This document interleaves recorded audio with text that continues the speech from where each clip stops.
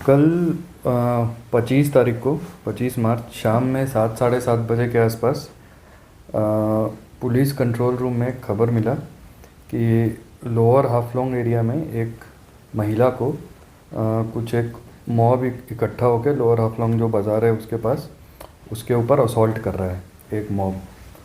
तो और उसका कारण ये है कि वो मॉब का लोग सोच रहा था कि ये एक चाइल्ड लिफ्टर है, वो लोग को ये सस्पिशन था। तो ऐसा जैसे ही हम लोग को खबर मिला इमीडिएटली हम लोग का पुलिस पार्टी, ओसी, सरकारी बागान, आईसी, ये लोग सब फोर्स लेकर के वहाँ पे रश किया। बट वहाँ पे जो लोग भी उस मॉब में था, भीड़ में, वो लोग जब पुलिस का हमारा लोग उसको रेस्क्यू करने गया, उन महिला को, लेडी को, तो उसको रेजिस्ट किया और पुलिस के साथ भी हाथापाई किया, पुलिस के ऊपर भी असॉल्ट करने का प्रयास किया। तो तब भी फाइनली और एक्स्ट्रा फोर्स भेज करके हम लोग उन लेडी को सक्सेसफुली रेस्क्यू किए और हाफलोंग सिविल हॉस्पिटल में एडमिट कराएं और उस मॉब को डिस्पर्स भी कराएं। बाद में जो जो उसमें मेन मास्टरमाइंड था, जो लोग ये एक तरीके से र्यूमर फैलाया और उसके ऊपर असॉल्ट को जो लोग प्रवोक किया, तो वैसे 7 लोगों को हम लोगों ने अरेस्ट किया है। इसमें 4 महिला और 3 पुरुष है, टोटल 7 लोग।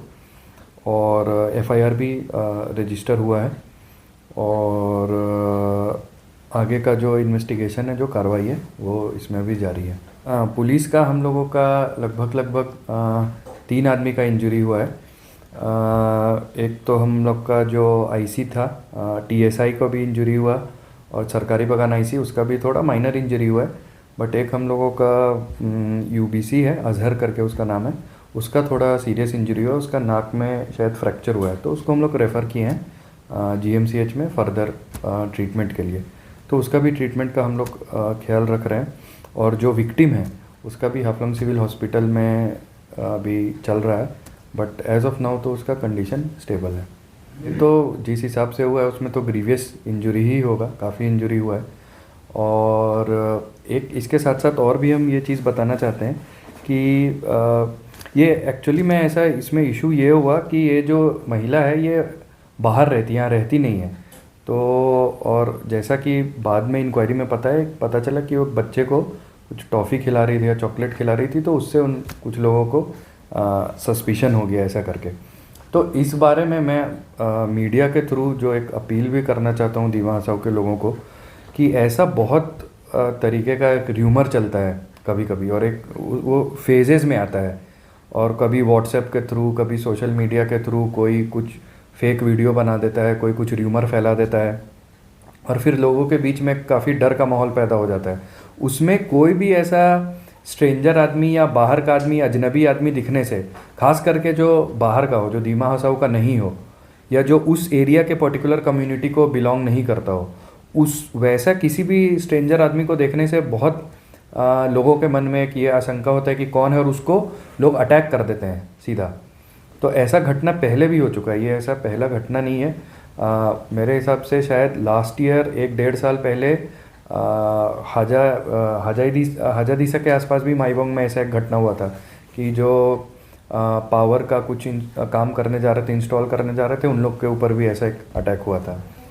और इसके पहले भी ऐसा बीच बीच में होते ही रहता है। कोई रेलवे स्टेशन से अगर कोई भूला भटका आदमी आ जाता है, खास करके जो थोड़ा मेंटली अनवेल है, तो वैसा लोग अगर आ जाते हैं तो बिल्कुल ही उन लोगों के ऊपर असॉल्ट होता है। मेरा पहले भी यहाँ पे एक्सपीरियंस है, और आप सभी लोगों को मालूम होगा कि कार्बी आंगलोंग में जो 5-6 साल पहले कितना बड़ा एक इंसिडेंट हो गया था, जो अभी नील इंसिडेंट करके, जिसको हम लोग जानते हैं। तो ये काफ़ी दुर्भाग्यपूर्ण है, और इस तरीके का जो भी मॉब एक्शन है उसके अगेंस्ट में पुलिस बिल्कुल ही स्ट्रिक्ट है, और कोई भी अगर इसमें इंडल्ज करेगा, पुलिस उसके ऊपर कोई रिहाई पुलिस उसके ऊपर कोई बिल्कुल स्ट्रिक्ट एक्शन लेगा। और मेरे तरफ से ये सभी लोगों से अपील है कि आप लोग बिल्कुल ही ऐसा कोई फेक न्यूज़ या र्यूमर या ऐसे कोई भी कुछ बोलता है तो उस पर विश्वास मत करिए। और अगर किसी को कुछ प्रॉब्लम भी है तो हर एक जगह पे थाना है, आउटपोस्ट है, पीपी है, हम लोग का पुलिस का हेल्पलाइन नंबर है, गांव बूढ़ा है, और भी लोग हैं। तो जो लीगल एक्शन है आपको लीगल एक्शन करने का उसमें प्रयास करिए। किसी को मारना, किसी का जान ले लेना जस्ट बिकॉज कि आपको उसके ऊपर डाउट हो रहा है, या वो आपके कम्युनिटी का नहीं है, या वो बाहर का है, या कोई वो स्ट्रेंजर है, ये बिल्कुल ही गलत है और पुलिस इसमें बहुत कठोर कार्रवाई करेगी। ये घटना लगभग शाम 7:15 7:30 बजे के आसपास का है। आप जो इसमें प्रॉब्लम हुई है ना, आप एक कहाँ से, बच्चा तो कहीं भी हो सकता है। अब इसको कोई एक र्यूमर फैलाना या कोई एक स्टोरी, कोई एक चीज़ को एक अलग एंगल में ले जाना वो सही बात नहीं है मेरे हिसाब से। क्योंकि हम लोग जो इंक्वायरी किए हैं वो जो लड़की है जिसके ऊपर ये हुआ है वो यहीं की है, हाफलोंग के ही एक फैमिली की लड़की है जो कि बाहर अभी रहती है। नेपाल तो हाँ, नेपाल में रहती है।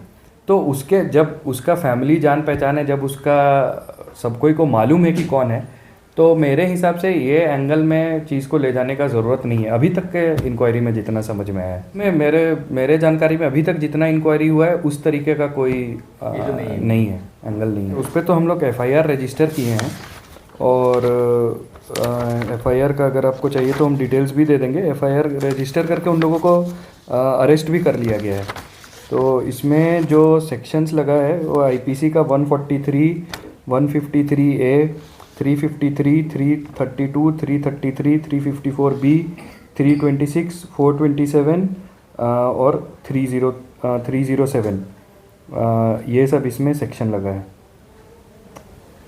तो हाफलोंग PS का ये केस है, और इसका कंप्लेनेंट हम लोगों का पुलिस का TSI लखींद्रो से किया है।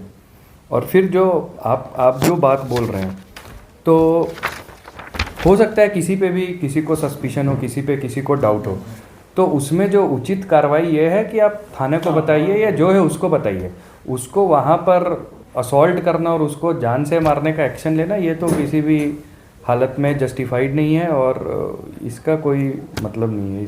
किसी के ऊपर सस्पिशन होने का ये बिल्कुल मतलब नहीं है कि कोई मॉब एक्शन करके उसको लिंचिंग कर देगा। तो वो एंगल ला करके, या क्या वो सही में कुछ चाइल्ड लिफ्टर है या क्या है, वो एंगल ला करके ये जो घटना है, इसका जो प्रॉब्लम है, इसको कृपया डाइवर्ट नहीं किया जाए।